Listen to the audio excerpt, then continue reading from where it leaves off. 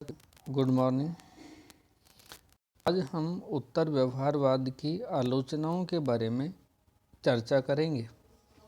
इससे पहले हमने उत्तर व्यवहारवाद की प्रमुख विशेषताओं का अध्ययन किया था और हमने उत्तर व्यवहारवाद की 7 प्रमुख आधारभूत विशेषताओं के बारे में चर्चा की थी। अब हम देखने का प्रयास करेंगे कि उत्तर व्यवहारवादी जो दृष्टिकोण है, आंदोलन है, उसमें कौन कौन सी कमियां पाई जाती हैं जिसकी वजह से इसकी आलोचना की जाती है। उत्तर व्यवहारवाद की जो आलोचना की जाती है वो सबसे पहले इस बात को लेकर की जाती है कि उत्तर व्यवहारवाद में अंतर्विरोध पाया जाता है। ये अंतर्विरोध कैसा है? उत्तर व्यवहारवादियों ने अपने अध्ययन में मूल्यों एवं तथ्यों दोनों को महत्व दिया है। यानी उत्तर व्यवहारवादी हैं, उन उत्तर व्यवहारवादियों ने मूल्यों को भी महत्व दिया है और तथ्यों के अध्ययन को भी महत्व दिया है। अगर हम सिद्धांत की दृष्टि से देखें तो ये एक संतुलित विचार कह सकते हैं, लेकिन व्यवहार में इसकी वजह से अंतर्विरोध पैदा हो गया है।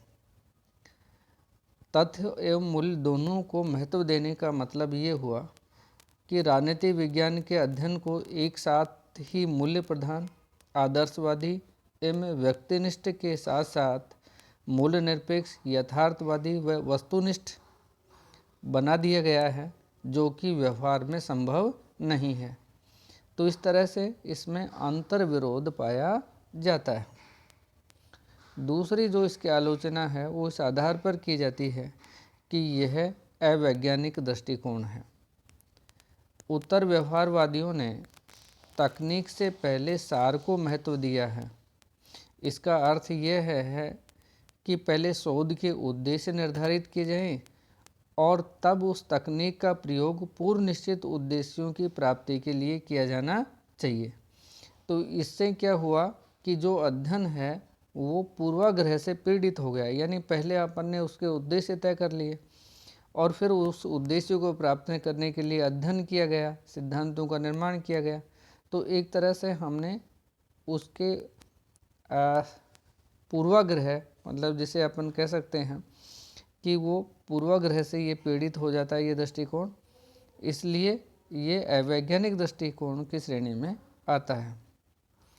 तीसरी जो इसकी आलोचना की जाती है वो इस आधार पर की जाती है कि इस दृष्टिकोण में यह पाश्चात्य राष्ट्रीय हितों की प्रतिनिधि विचारधारा है। हम जानते हैं कि जो व्यवहारवादी दृष्टिकोण है और उत्तर व्यवहारवादी दृष्टिकोण है, इन दोनों दृष्टिकोणों के विकास में अमेरिकी राजनीतिक शास्त्रियों का विशेष रूप से योगदान रहा है। और चूँकि जो उत्तर व्यवहारवादी दृष्टिकोण है वो द्वितीय विश्व युद्ध के बाद की परिस्थितियों में जब शीत युद्ध का जन्म हुआ तो विश्व 2 खेमों में विभाजित हो गया था। एक पाश्चात्य देशों का जो अमेरिका के नेतृत्व में पूंजीवादी गुट था और दूसरा सोवियत संघ के नेतृत्व में साम्यवादी गुट था। इन दोनों ही जो खेमे थे उन दोनों के हित बिल्कुल अलग अलग थे, उनकी विचारधाराएं अलग अलग थी, उनके मूल्य अलग अलग थे। तो उत्तर व्यवहारवादी अमेरिकी जो प्रतिनिधि विचारधारा थी, अमेरिकी जो पूंजीवादी विचारधारा थी, उस पूंजीवादी विचारधारा का उन्होंने समर्थन किया था।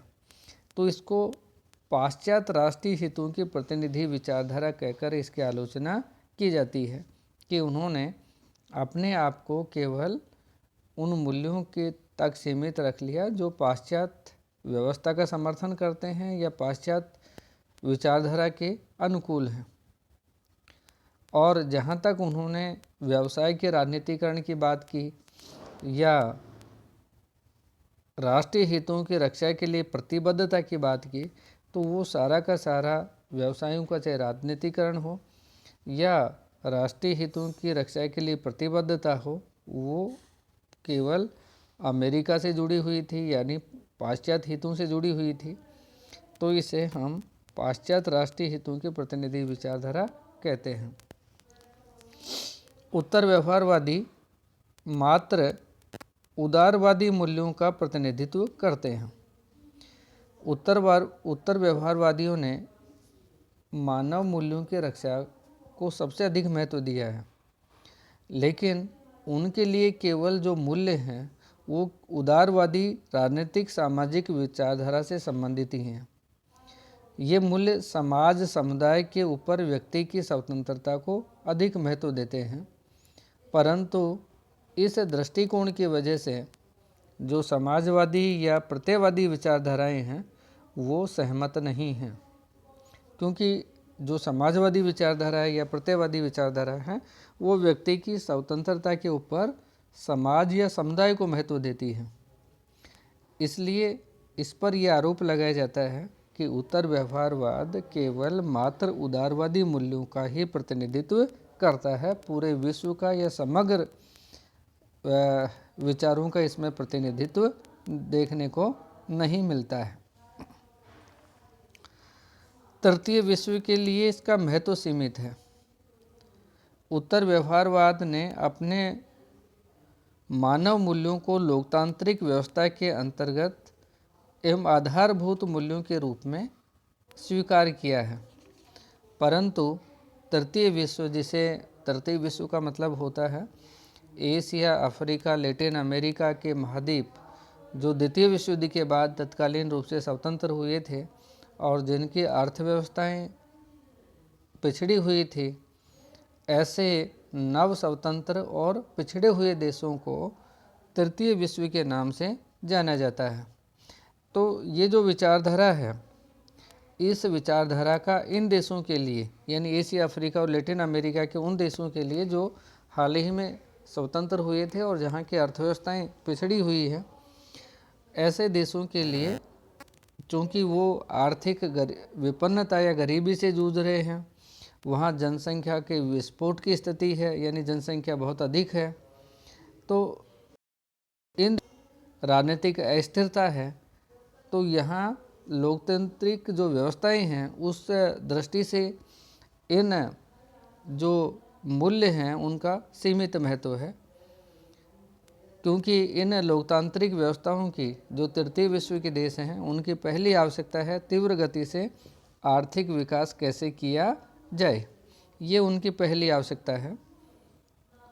उसके बाद ही स्वतंत्रता महत्व रखती है, यानी आर्थिक विकास पहली आवश्यकता है और राजनीतिक स्थिरता कैसे प्राप्त की जाए ये इन देशों के लिए महत्वपूर्ण है।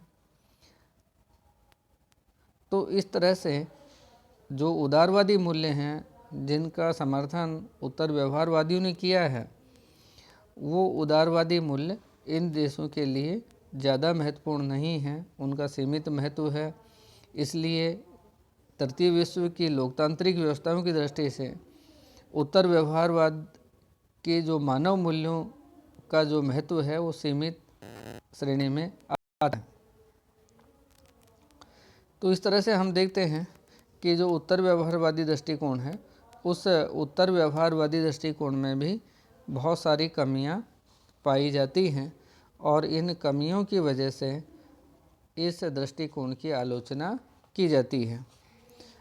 अगर हम उत्तर व्यवहारवाद का मूल्यांकन करते हैं, देखते हैं कि उपरोक्त जो कमियां पाई जाती हैं जिनके आधार पर इसकी आलोचना की जाती है, उसके साथ साथ इस दृष्टिकोण का अपना महत्व भी है, क्योंकि इस दृष्टिकोण में सबसे अधिक जो बल दिया गया है वो तथ्य और मूल्य दोनों के अध्ययन पर बल दिया गया है। यानी राजनीतिक विज्ञान को वैज्ञानिक बनाना भी चाहते हैं और साथ ही इनका ये प्रयास है कि जो भी अध्ययन किया जाए वो समाज के लिए उपयोगी होना चाहिए। तो इस तरह से इन्होंने प्रासंगिकता को, राजनीतिक विज्ञान के अध्ययन को समाज के साथ जोड़कर इन्होंने अध्ययन किया है।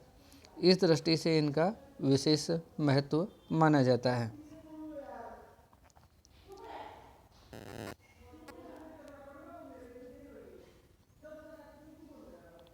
उत्तर व्यवहारवादी जो दृष्टिकोण है उस उत्तर व्यवहारवाद में इस बात पर भी बल दिया गया है कि हमें उन मूल्यों का समर्थन करना चाहिए जो सामाजिक परिवर्तन पर बल देते हैं। यानी ये जो विचार है वो इस बात को महत्व देता है कि जो भी प्रगति या विकास या परिवर्तन आगे की ओर ले जाता है उसका हमें समर्थन करना चाहिए। तो ये एक सुधारवादी आंदोलन भी माना जाता है। तो इस आधार पर इस आंदोलन का या इस क्रांति का या उत्तर व्यवहारवाद का महत्व है। उत्तर व्यवहारवाद ने एक सामाजिक विज्ञान के रूप में राजनीति विज्ञान का विकास किया है और उसकी उपयोगिता या महत्व में वृद्धि की है। यही इसका एक महत्वपूर्ण योगदान है।